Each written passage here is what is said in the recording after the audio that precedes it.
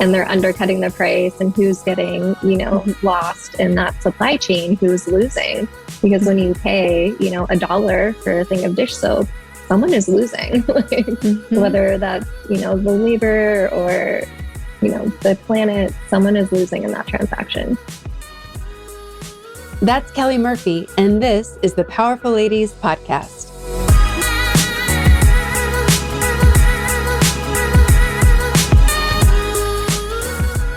Hey guys, I'm Cara Duffy, a business coach and entrepreneur on a mission to help you live your most extraordinary life by showing you anything is possible. People who have mastered freedom, ease, and success. People who are living their best and most ridiculous lives and who are changing the world are often people you've never heard of until now. Here's the truth. Our current habits are destroying our planet and the environment. We need everyone to take whatever changes you can to live your best life with less footprint. Today's guest, Kelly Murphy, is an accidental entrepreneur, environmentalist, and founder of Refillery LA. She's making it easier for you and I to make better choices with her zero-waste business that allows you to refill your own containers with cleaning products, shampoos, and more. And by making that choice, you get to cut plastic and trash out of your life. I hope you enjoy our conversation about how she started her business, why it matters, how you can take simple actions to be part of the change, and why we really, truly need each one of us to raise our hands and take an action.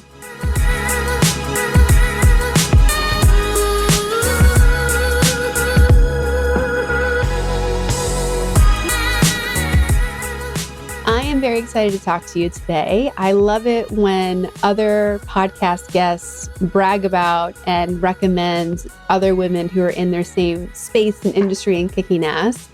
And Mo recommended you. Just thank you for being here. And I'm excited to talk to you today.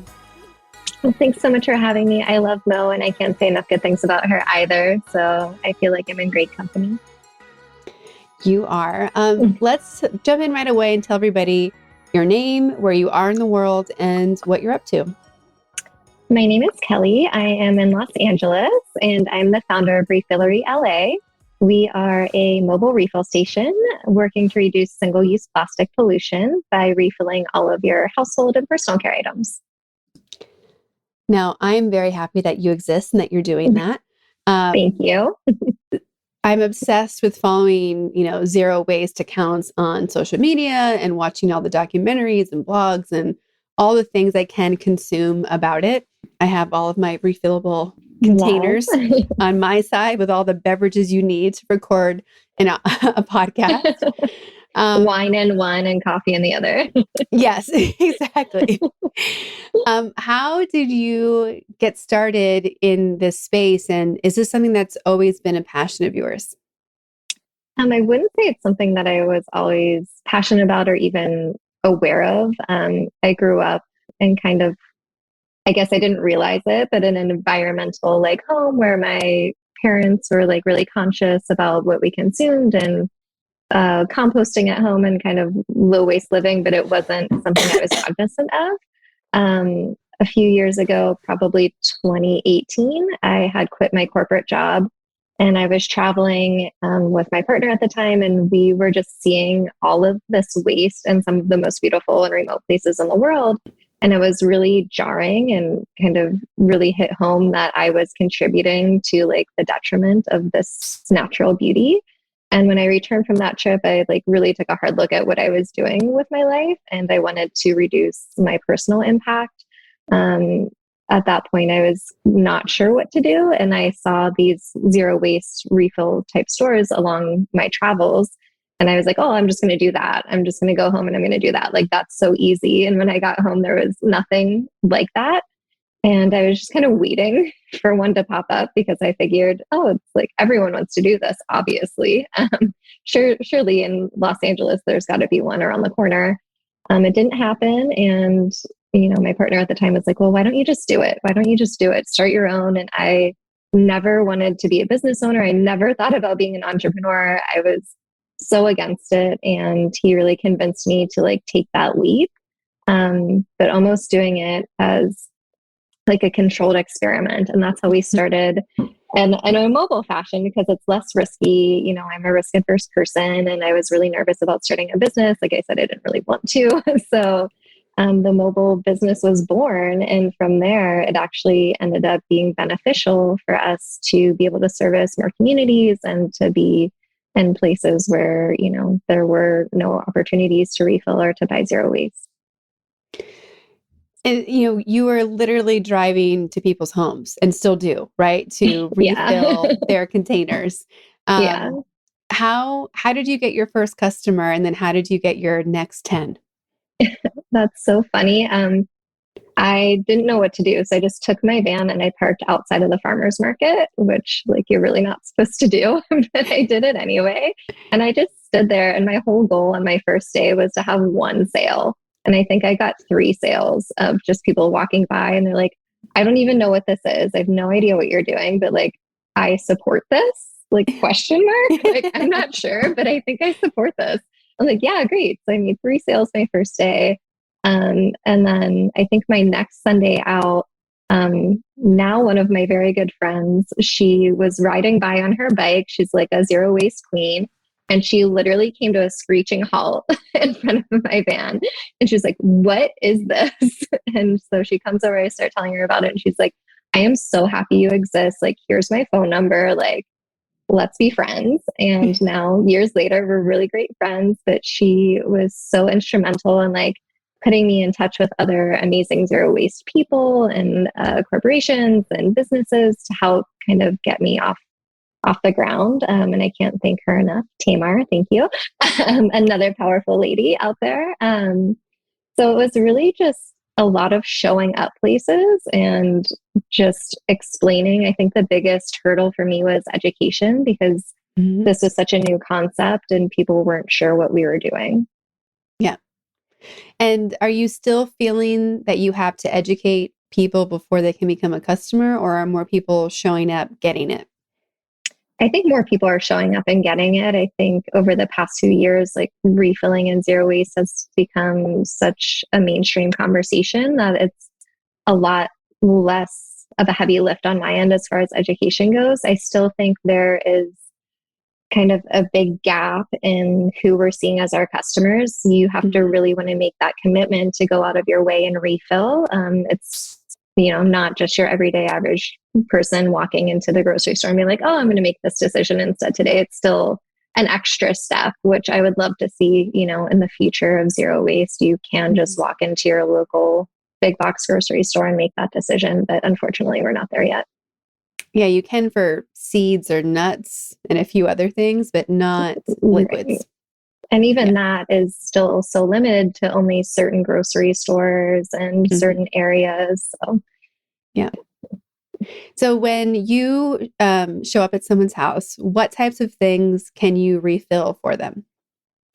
We cover most of your bases. So we have, laundry detergent, dish soap, shampoo, conditioner, hand soap, body wash. We have a few things that are a little more out there, like mouthwash tablets, toothpaste tablets. We have actual paste toothpaste. We have deodorant cream. We try to get most of your everyday essentials. And I think another part of that education is realizing you don't need so many products. I think we're conditioned by marketing to think that we need 100 different products in our home. You need something different for your bathroom countertop than your kitchen countertop and your tub and your toilet and your sink. And you really don't. Even if you don't have the opportunity to refill, like go get some baking soda and vinegar and it's going to clean like 90% of your house. So yeah, for a long time, I've been doing my own countertop sprays with vinegar, essential oil, water. Yeah, I love to like infuse vinegar with like orange peel or lemon or like rosemary and just use that around the house. Kind of takes the edge off of that strong vinegar smell. Yeah, exactly. So what are the misconceptions you think people have about being zero waste and about being able to be a refiller? I think the biggest, scariest leap for most people going to zero waste is it has to be zero. And they see kind of the things on the internet where people are saving their trash in a jar and it looks really daunting. And it's overwhelming. Like, I don't put my trash in a jar. It's too much. It's too far. And I think letting people know that you don't have to go all the way. Like you can take little steps and that is still going to count. That's going to make a difference. You are doing what you can do. Not everyone has, all the time and resources to make these changes. But if you do have time and resources and you can make one change, great. That's more than most people are doing. So go ahead and do that, but you don't have to be everything. And as far as refilling goes, I think, you know, most people are nervous because they're so committed to a certain brand. And I think that's another disservice that, marketing and huge corporations have done to us is, you need Tide, you have to have Pantene Pro B. Well, what's really in those products? And do we care about the brand name, or do we really care about what we're putting on and in our bodies, which is, to me, far more important, what chemicals are going near me. So I think when people can get past kind of that brand name, obsession, that it's a little easier and just to think about being clean and healthy and natural for you and your family. How far reaching is your business now? We are still in West LA.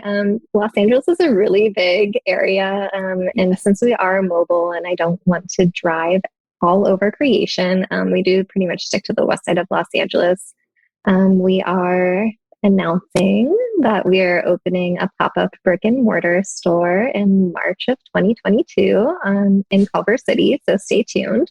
But we'll still, of course, have our mobile van as well.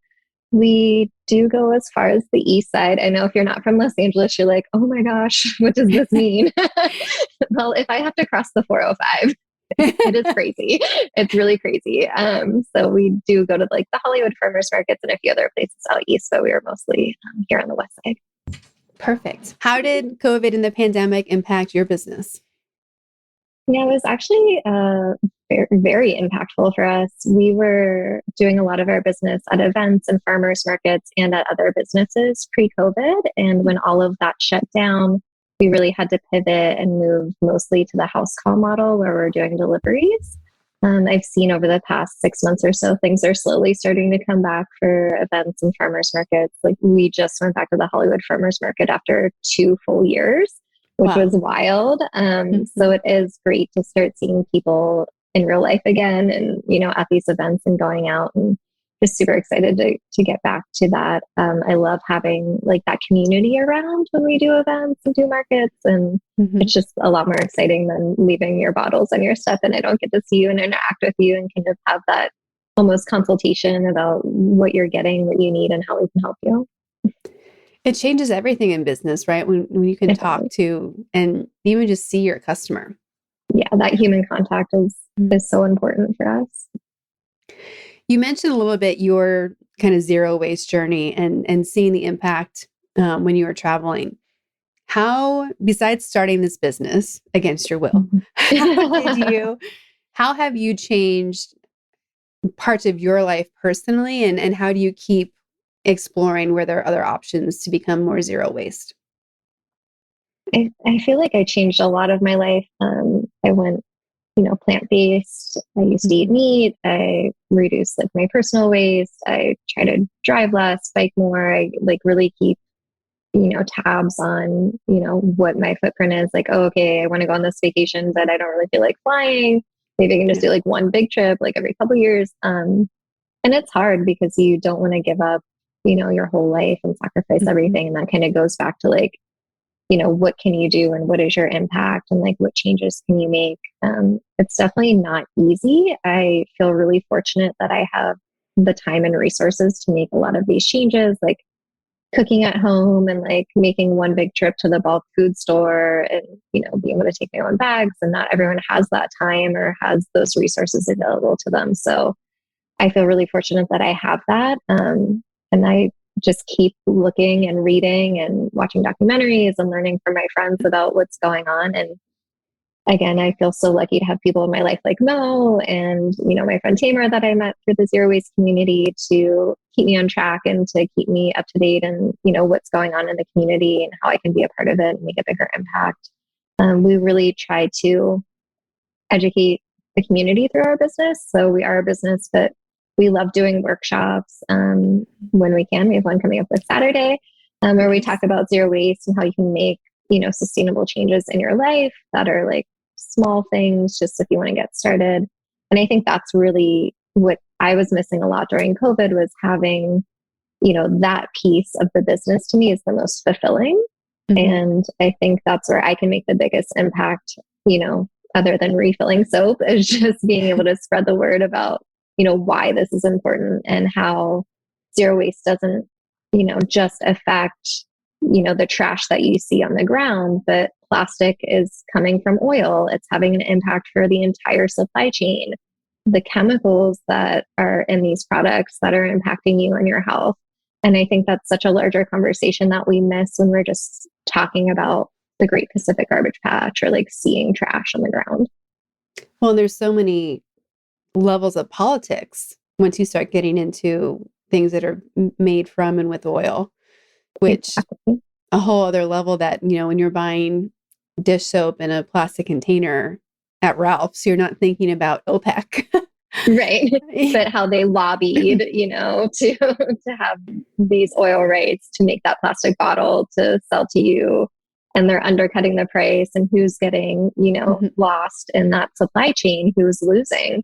Because when you pay, $1 for a thing of dish soap, someone is losing. Like, Mm-hmm. whether that's, the labor or, the planet, someone is losing in that transaction. Yeah, and there's, I did a beach cleanup in December in San Juan Capistrano. And I was like walking around, I'm like, oh, this beach is really clean. Like maybe there's tons of volunteers, maybe this won't take that long, until we got into a patch of styrofoam. And Yeah.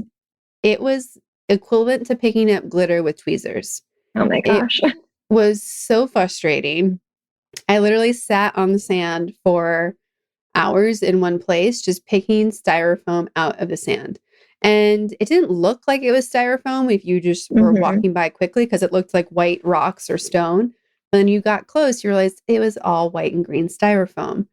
And it was so frustrating to clean it up because I'm not patient. And this was like the most patient process. And just knowing that we could never get every piece. Right. And ever since then, I'm so aware of when I'm getting food to go, I'm like, is it styrofoam? Because I do not want to clean this off of a beach again. And I don't want anyone else to have to. And there's so many alternative choices. I would just love to make it a rule that you cannot use styrofoam at all.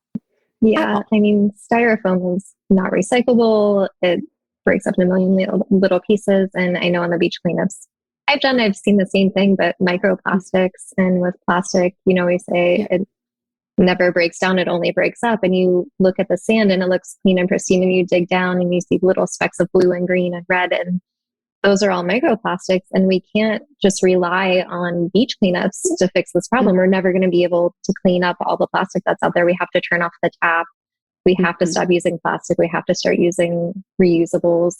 And I think there's a lot of great legislation, especially in Southern California, which is one of the reasons I love living here. Is I feel like they really are one of the areas that take things and put them out there, and then other cities can kind of learn from it. And I know in the city of Santa Monica, all takeout containers have to be marine biodegradable, which is fantastic.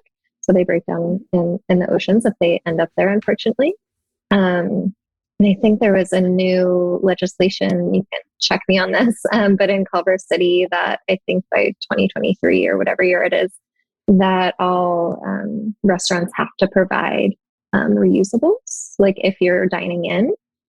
So you can't have a plastic or styrofoam plate, which I think is amazing. Recently, the Cutout Cutlery campaign, where you're doing takeout, you have to ask for it. You can't just be provided for it. And all these little things don't seem like a lot, but they add up, and it provides a blueprint for other cities to hopefully move forward and make changes as well. Well, and so often, especially with so many restaurants were so impacted by COVID and the pandemic, I can understand when they're like, please don't make our costs go up. And it's like, yeah, but so often these choices actually make you save money. Because if you don't need to provide me cutlery or a bag, you don't need to buy it. Yeah. And I think we need to think about how to also incentivize customers. Like, I love when I take my reusable coffee mug to a coffee place and I get a 50-cent discount. Like, yes, like I just got a 50-cent discount and I'm doing something good for the environment. Like, how else can we incentivize consumers to like want to make the right decision instead of forcing them into decisions, like the carrot or the stick, right? Like can we do that with businesses and with consumers and incentivize them to make the right choice? Well, and there's, being zero waste has so many impacts, as you mentioned, right? There's cost, there's environmental, there's oil, there's the ocean, it just keeps going on. I was watching a documentary on PBS about Greta Thunberg and just the level of deforestation in the Amazon that's happening right now for growing soy to feed animals in factory farms. And you're like, why? Why are we doing this? Right. We're just doubling down and making things worse. And there's moments when I feel like I want to scream and be like, what's going on? Like, how are people not seeing? How is no one having a meltdown? I feel like I'm having a personal one and no one else is. Do you feel that way yourself? Like, how do you manage that? Like, there's so much emotion behind being environmentally conscious and zero waste. Like, how do you manage that and maintain hope? Yeah, climate anxiety is real. I think it's real for kind of everyone who has like seen the unseen. Like when you look behind the curtain, you just have this moment of terror and panic. And then it's like a snowball effect. You like see one thing and it starts rolling and rolling and more. And then you just kind of explode. And I do get into those black holes where I'm like, there's no hope. I should just give up now. Like we're all doomed. And then I'm like, okay, we can do this. Get yourself together, Kelly. But I think it's just thinking about what am I doing? I can only do so much myself and I can only control myself and my actions, and whatever I can do in my life to make a difference, I'm going to do that because I can't control you. I can't control me. And at an individual level, I'm going to do everything that I possibly can and be able to sleep at night because I've made that decision. And I know that we need much bigger actions than individual actions to really make a difference. But I also need to be able to sleep tonight and get up in the morning and be a functional member of society. And I'm still going to go, and I'm going to go to all of the climate action meetings, and I'm going to protest. I'm going to write my legislators. I'm going to write brands. I'm going to take all those steps. And hopefully when all of our collective voices come together, we'll be able to make larger action. For people who want to dive more into this topic, what are books or documentaries or even Instagram accounts that you recommend people check out and read and follow? Yeah, for zero waste specifically, the first book that I read, like when I got back from that trip and seeing all the trash, was Garbology, Our Dirty Love Affair with Trash. And that was really eye-opening. It's a little depressing. I think most of these will be. So, just alert that it's going to be a little depressing. If you want to learn how to take more steps to be zero waste home by Bea Johnson is a great resource to see all the different ways that you can live zero waste. Documentaries, I love A Plastic Ocean, The Story of Plastic, and one that isn't exactly zero waste related, but related to the chemicals that come from a lot of the products that we use in our life, is Overload, America's Toxic Love Story. And that was really impactful for me to see how many toxic chemicals we're exposed to in our daily lives. It's crazy. Yeah. There's also one, I believe it's called like Stinks, which is on Amazon Prime. And it's a documentary following a dad who his wife died of cancer. He was left widowed with 2 daughters. No. They got a pair of pajamas for Christmas that just had a crazy smell to them. And knowing how his wife went on a chemical-free kind of lifestyle because of her cancer before she passed, he kept trying to figure out what chemicals were in his daughter's clothes, and no one would tell him. Yeah. And so it's this whole thing of like what especially women are exposed to and how it impacts our endocrine system and all sorts of other things. It's frustrating, I think, today that there are so many political, social, environmental things that we all have to be our own advocates for. And I really want to come back to there being experts, even if it's someone like yourself that I can call and be like, Kelly, please tell me the truth. Because I think there's just like, we can't be an expert in everything ourselves. We Right. have to have trusted resources. And right now it feels like all the trusted resources are like, I don't know. I don't know if they're real or not anymore. Mm-hmm. No, I totally understand. And Overload, America's Toxic Love Story is a very similar story to that. This woman's on a journey to find out like what's in her system. She's having trouble getting pregnant, and she goes to such great lengths to find out, and it should not be that difficult. But to that end, with the products that we use, they don't always have to disclose like what is in it. Like you can just write fragrance on a bottle, and that can be like X number of chemicals. Like you don't know what that is. And I think that is so terrifying. Mm-hmm. And fragrance in particular is protected because of patents from the perfume industry that they didn't want to share what their blends were. But I think it's gone way beyond protecting a, perfumery's recipe, because now everyone's using it to say like, oh, it's I'm just going to say fragrance. it's fragrance. Yeah, whatever. It's fragrance. Yeah. Check. I'm not sure I want that on me or in me. Our skin is our biggest organ. What we're putting on our bodies is getting absorbed. I don't want that in my body. I should have a choice. Or just know, just transparency. Like transparency alone would be a huge, great step. I'm on board.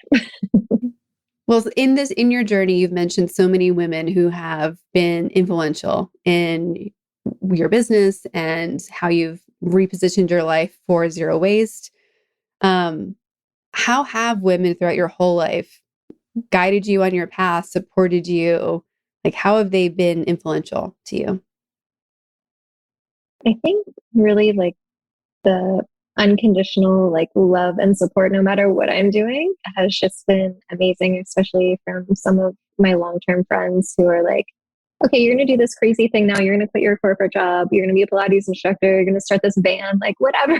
Like, I got you. I'm going to be your body for your Pilates training. I don't know what you're doing to me. I'm going to come buy soap from this weird van. I don't know what you're doing, but like, I got you. I'm there. I'm going to post on social media. I'm going to tell all my friends.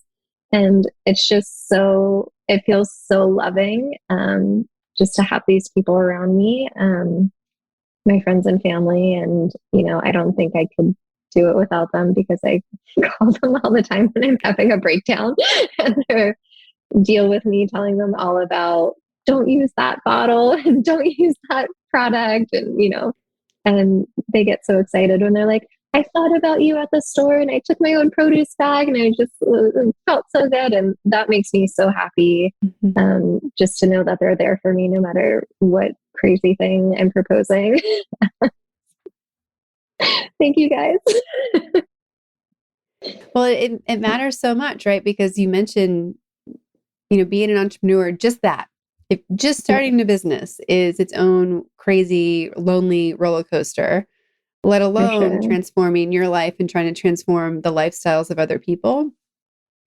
That's whole other layers. To every girlfriend who like sat and had a vegan meal with me, even though they eat meat, like I love you. Thank you. Exactly. When you hear the words powerful and ladies separately, what do they mean? And does the definition for you change when they're put together? When I hear the word powerful, I kind of think of nature, like a powerful force of nature, like water, the ocean, or like moving words, like things that are like powerful emotionally. When I think of lady, I kind of think of someone who's like proper and, very put together. And when I put them together, I mean, I don't have to be proper. I think when you put them together, you find a force of nature. I think a powerful lady is a force of nature. how much do you believe that it's going to take women to change these big topics that we have to tackle in our modern society? You know, I think if we want something done right, we're going to have to do it ourselves. Mhm. And I think that's where we have to take the reins. And I think it's so inspiring to see so many women out there taking control and really leading this movement of zero waste and environmentalism. And I'm so empowered by all of their stories, and I just can't wait to see where it goes. Mhm. And there's that, so many, women are the change makers in their house, right? And in their Mm-hmm. families. And it so amazes me that so often a woman's perspective or opinion is still minimized by corporations and by politicians when anyone who says, like, the way of the house goes, it's the way of the mother. Right. And She's it's, the one making the purchasing decisions. yeah, purchasing decisions, laying down the laws, Mhm. like teaching the next generations. And this is not to discredit at all the impact that men make in families. It's just based on how things have been. Right. And if women are the center of the home, and it whether it is organizing for domestic workers or the farm workers, and so often it has been other women who have been like, okay, we're going to strap the kid on the back. We're going to do this, like fill the We're wagon. We're going to do it going. all. Yep. Right. We do it all. Yeah. So it's inspiring to me to see that, underneath it all, whether we saw it or not publicly, women have always been the ones being the change agents, in how things really got made. And what I think is really interesting about that, when we look at what's been happening in Afghanistan recently and seeing how quickly the military crumbled in Afghanistan, Mm-hmm. but yet so many of the, schools for girls are still opening and still Love functioning. that. And it's like what? Okay, so all the girls are going to keep going to school, but they don't want to keep fighting. And I keep thinking about that. Like, what is that difference in determination or grit that was missing? And one of my friends said something to me the other day, and they were like, women, we are always the ones to keep going and to keep trying and to keep persevering because we're always told no. Yeah. Like, and men aren't told no. And so when they hear that, they're like, oh, like what? Like, what do I do now? But we're always told no. We're always told we can't do it. And it just makes Mhm. us want to do it even more. And so Mhm. I love that about women. Like, we're so strong, such a force of nature, so powerful, so willing to persevere. And I think all those years and decades and centuries of being told no, or that we're less, or we don't have a place at the table, has made Mhm. us want to fight even more, even if it's underground, even if we don't get the credit for it. It doesn't Yeah. matter. We're still going to be the change makers. And speaking of that, and that community, are you connected to other refilling organizations and businesses in the U.S.? So it's a pretty small community. Yeah. So I know kind of the owners of the local refill stores here in Southern California, which is nice. And I actually get a lot of requests from other people around the country looking to start their own mobile refill business because it is Mhm. such a lower risk investment to do something mobile. And I, find that so inspiring. And most of the people that reach out are women, which I Mhm. love. Like, do it, girl. Mhm. Well, I'll have to connect you to a friend of mine who has a zero waste store in Vancouver, Okay. in Vancouver Island. So, yeah, it's two women own the company, and they've been What's the doing it name of for the a store? while. Let's give it a shout out. It's the Den Euclid. Oh, I love Mhm. that. Yeah, I love that. and they have all sorts of locally made and created things there too. Um, but it is again, it's women. It's women who are owning these to like make an impact. And I Mm-hmm. just finished the book. If you haven't read it, it's so good. Good Morning, Beautiful Business by Judy Okay. Wicks. She was the founder of the White Dog Cafe in Philadelphia, and she's one of the founding people in the U.S. for the local and sustainable economy movement. one of the first people to get like fair trade coffee beans coming in, and one of the first restaurants in the world to offer, in the US, to offer vegan and vegetarian options and switch to Wow. ethically raised everything. So just really inspiring to see how you can bring taking care of people and community and keep layering on more things that matter to you. And you So, can still run a successful business. yeah. You don't have Yeah. to exploit any part of the chain to run a successful business. No. In fact, she probably, made more money through her businesses because of it. Yeah. I think there's such a misconception that doing the right thing is going to cost us something, Mm-hmm. time, resources, money. And so often it's not. And I also think that there's so many people who are art who it used to be the American way to be, to conserve our resources. Mm-hmm. A friend of mine tells a story when he was working in a lumber yard that the owner would bring his lunch every day in a paper bag. After he was done, he would fold the paper bag up and put it back in his pocket. And he'd use that bag until it disintegrated. I love Now, that. could he have used a reusable forever bag? Sure. But he kept using it because Mm-hmm. it wasn't so much that he was an eco warrior, but he's like, no, why would I waste the bag? I bought it. Right. Why would I waste it? And I think it'd be a really interesting experiment to even, I'm sure someone's doing this as like an art example or just to show, but I'd love to see like a family of 4 not be able to throw anything away Mm-hmm. for even a year. Like if you buy it, it has to stay in your house. I'll let you take compost Oh out, man. right? But Yeah, if a lot of everything else had people, to yeah, stay,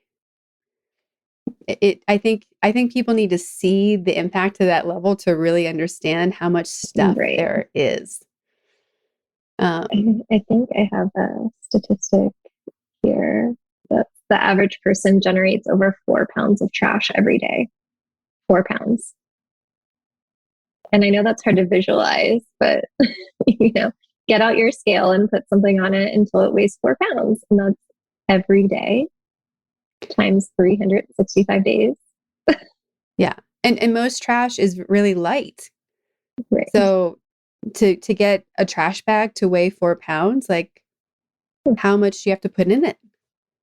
So you just don't think about, I mean, I think we probably think about it more, but I think the average person just doesn't even consider all the things they throw away in a day. So you wake up, you use a cotton ball or a Q-tip or Mm-hmm. dental floss, and then you have a coffee mug, and then you have your takeout containers from lunch, and it just all starts to add up. And you don't, by the end of the day, you can't even consider how much you've thrown away.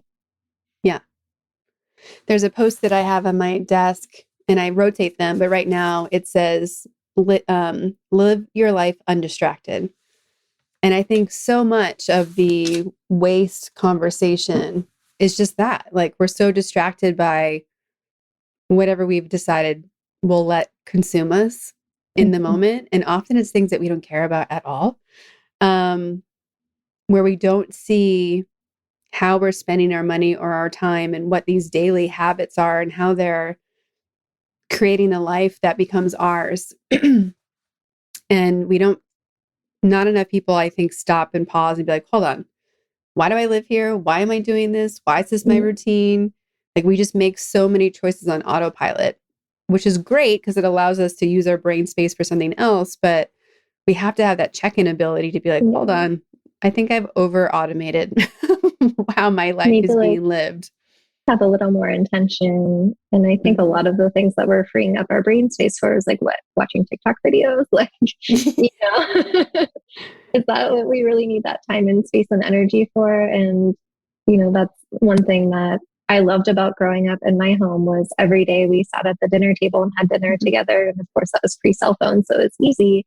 But that's one thing like I carried over to my life now is every meal I eat undistracted without like any phone or TV, especially when I'm with friends and family, and just to Mhm. have that time, that hour where I can think about where my food came from and you know, intentionally enjoying it and, being thankful for the farmers and whoever brought this to my plate. And even just taking an hour, 30 minutes a day to just sit and think without distraction, and just be present, I think is so powerful. It changes everything. Yeah. It's the meditation doesn't have to be just sitting on a mat. Right. I do that too, which is great. But Yeah. So also coming back, recommend. yes, also a great idea. Coming back to your business, how is the business doing?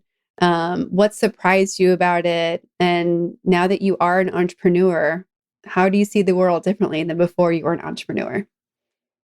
Gosh, I have so much more respect for people who start their own businesses. I was like joking with my friend the other day.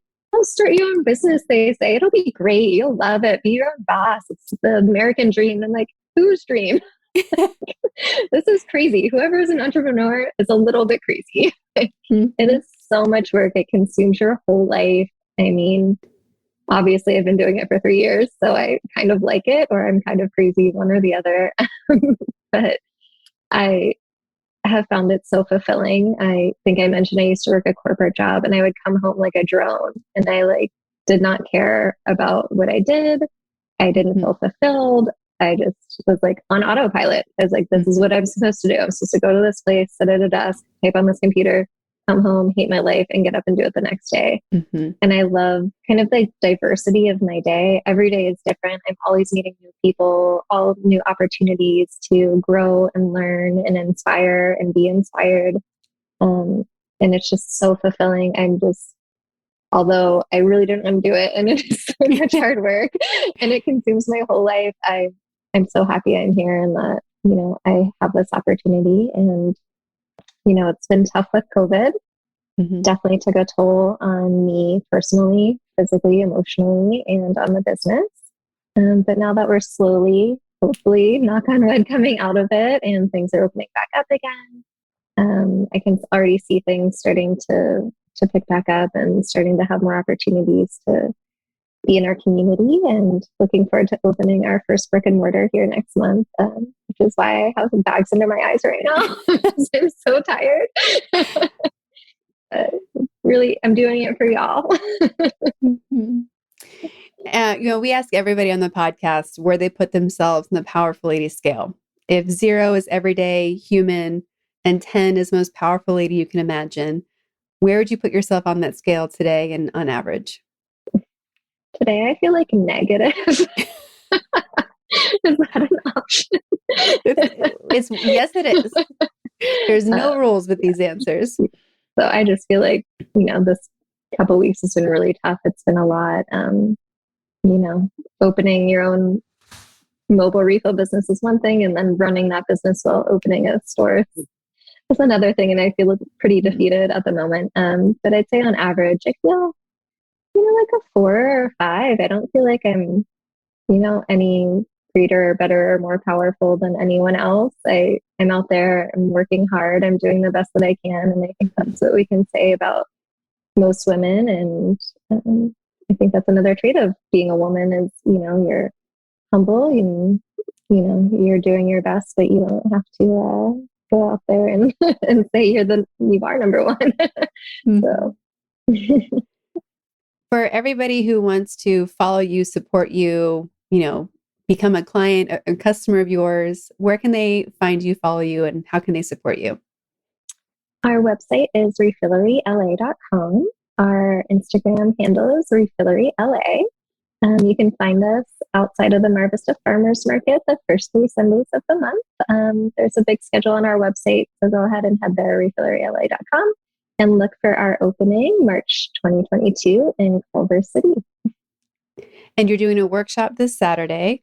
I'll put, if you want to share anything, I'd love to share it on our Instagram sooner because this podcast will come out later. But how often do you do workshops, and are those also on your website? Workshops will be on our website. They're kind of sporadic. We usually partner with local organizations to do those. But if you would like to have us at your organization or your business, feel free to reach out at hello@refilleryla.com. Perfect. Well, I am so thankful that you are out there doing this and offering this to, West LA. I'm excited that you were brave enough to start this business and that you're making an impact. Are you counting how many pieces of plastic you're keeping from people's homes? I started to when I started this business, and I lost track. It was just too overwhelming. So I don't know, a lot, and hoping for more every day. That's all I can say. Perfect. Well, it has been such a pleasure to meet you and talk to you today. I can't wait to see what you're up to next and to collaborate on, some guest speaking opportunities or workshop with powerful ladies. But just really thank you for being a yes and for what you're doing in the world. Thank you so much for having me, and thank you so much for giving me this opportunity to tell my story to all the other powerful ladies out there.